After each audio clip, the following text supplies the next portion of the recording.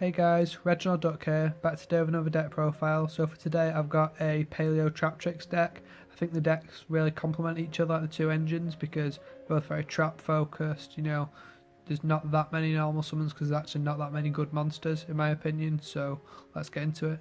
So for the main deck, I've got 3 copies of Swap Frog. It's really good. It's what you want to open because this is what gets you to your Toad, which is one of the best boss monsters ever made. So this on its own gets you the Ronin Toad in or whatever else you need. Can bounce itself back to hand. If you've got a water monster in hand, you can then discard it, summon it again, send another card because it's not once per turn to send, which then means you can actually just make a Toad turn 1. It's the best card to open in the deck really. You want this and a Paleo preferably, but you want this especially. Got 3 copies of Dupe Frog. It's really good.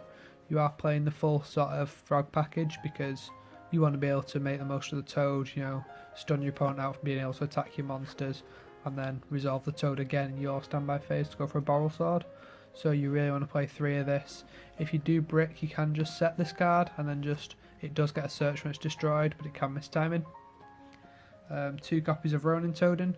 You only need the 2 because, 3 is just quite cloggy. There's no other good frogs to play really, so this is actually it for your frog engine. And then for your Traptrix, you've got 3 Paleo. This is the one you want to open with because this card is really good. Gets you a whole normal trap card when you summon it, and you can link this off into the Sarah as well to get like an extra trap. So a really great card. You'll find yourself summoning this a lot. And then you've got 1 copy of Dionea. I did used to play 2, but I found it quite bricky because we are playing a very small Traptrix engine. So it's just another name, so you can go into the Sarah, but also it can allow you to extend into like a rank 4, bringing back the Paleo and then popping a spell and trap. So the other effect to actually set a whole normal trap card doesn't come up that often, but it is worth remembering. So that's actually it for all the Traptrix, and the last monster is just 1 copy of Artifact Scythe. We are playing the Sanctum and also Traptrix. This is just a really quick, easy way to just end your opponent's turn. So you can just summon this out, skip their turn, and then carry on playing from there, maybe establish a Barrel Sword for game. So then on to the traps. Best trap ever, 3 Traptrix. I love this card. It's so good. It's whatever you need it to be. The limitation, you can only play 1 trap. If you play it right, it doesn't really come up. You can play this last, or you could get a really high impact trap like Sanctum for example, where they can't summon from the extra deck, so they're probably not going to kill you that turn anyway. So 3 Traptrix, absolutely essential. A lot of 2-ofs in this deck because of the Traptrix, even in the side decks. Like for example, we've got 2 impermanents in the main, so you can actually Traptrix for it. So that's really good. And then gone for the whole normal trap cards, gone for 4 different ones. Gone for Gravedigger's Trap Hole. It's the newer one. It's actually quite good. Negates like banish stuff and things, and like cards in hand, so you can actually use this to play around Nibiru. Not that this deck's particularly susceptible to Nibiru, but that's what this card's usually for, stuff like that. Got 1 copy of Floodgate Trap Hole. I still like this card because it gives you a lot of sort of coverage. You can sort of flip down something, they can't flip it back up. It still comes up quite a lot. Got the 1 copy of Traptrix Trap Hole Nightmare. Again, a lot of these have fallen out of favour, but I do still like them. It can negate a special summon monster's effect if it activates it the turn it was special summoned. So that's basically every monster because they all use effects when special summoned. So it's a really good card. Again, obviously searchable off the Paleo and off the Sarah. And lastly, this one's a bit controversial. I know people don't play it anymore, but I do have a super, so I'm playing the 1 bottomless. I'm going to be honest, it's not as good as it should be. If it wasn't super, I wouldn't play it, but it's just the way of the game. I do like it, so there we go. It can come up occasionally, but the fact it doesn't negate anything, it's the worst one. Let's say that. And then for the Paleos, we've got 3 copies of Canadia. It's a Book of Moon essentially, and obviously it's got the Paleo effect. So they summon, you flip it down. Sometimes you can skip the turn depending on what you're facing.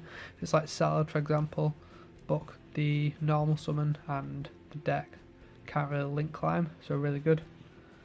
3 copies of Olenoids. It's the best one, and it still doesn't have a holo print, which is well annoying. But it's the one that's always an equal because you're destroying a card on the field. So really, really good. All the others are like neg ones, for example, like Dinomischus, Canadia, whereas this always maintains advantage. And then when it comes back, when you chain it to a trap, you're actually gaining a +1.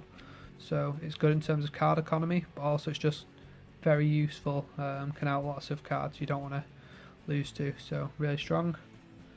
3 copies of Shade Brigandine. This, in conjunction with the Mamelio, is really good because it lets you get a Time Thief Redoer as well as the Sarah.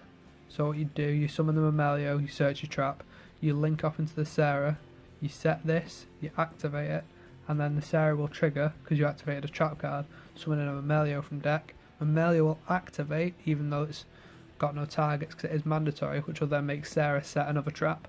So you get a Redoer with a trap, so you've got an interruption and you've got an extra trap card and a Sarah. So it's really, really strong. You have to play 3 of this in any Traptrix build. I've seen people play without it. I think they just didn't know about it because it gives you a really strong power play.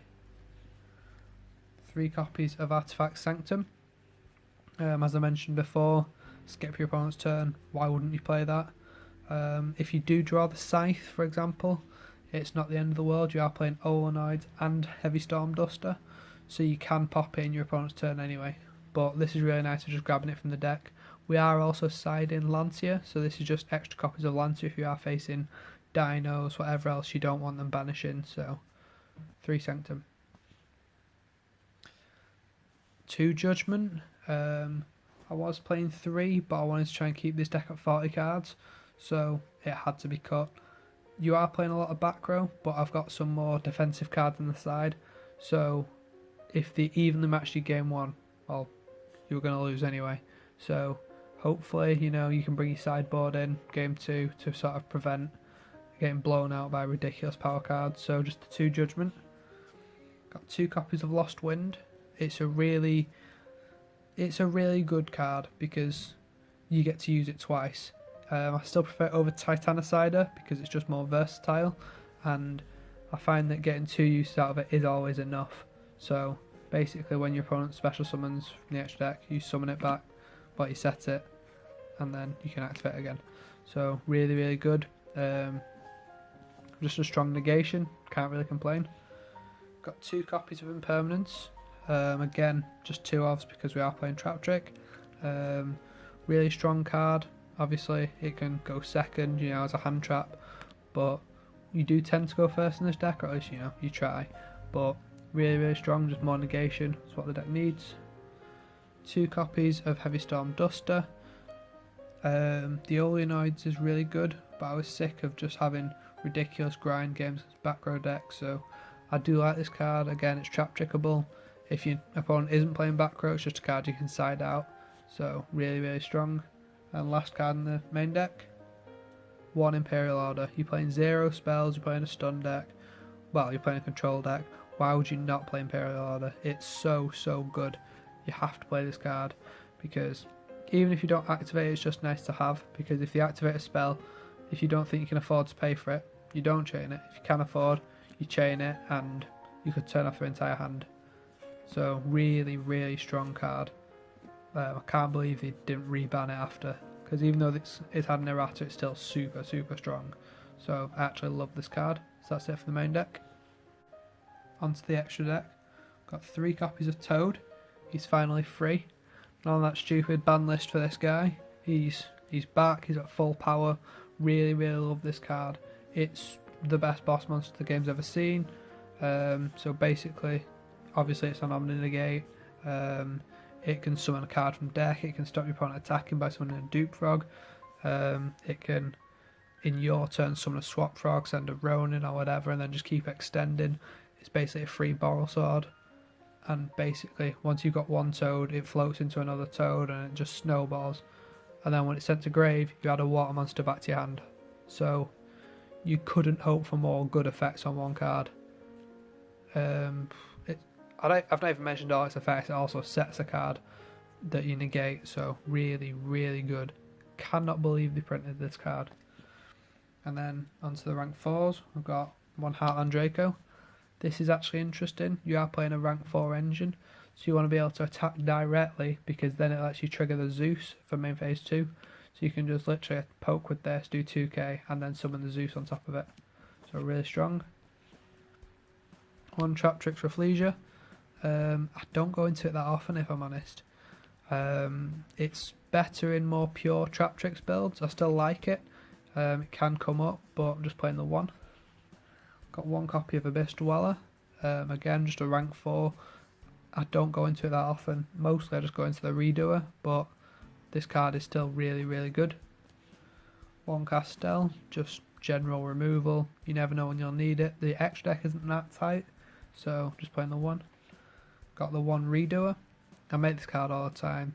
If you open Shade Brigandine and a level 4, you can make this, and it's really, really strong. Interruption, you know. Sometimes you draw a card if you steal it off the top of your opponent's deck, if you steal a spell, so really good. And it looks really cool, that always helps. And then one Zeus. I might play 2 if I had to. This card is so good, but I have one, I'll play one. And onto the links, we've got 2 copies of Sarah.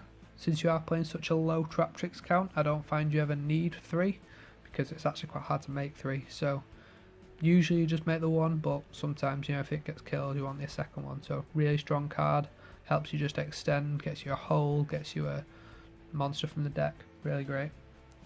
One Phoenix. I don't know if it's entirely necessary, but I do still want to have it because it helps you link climb.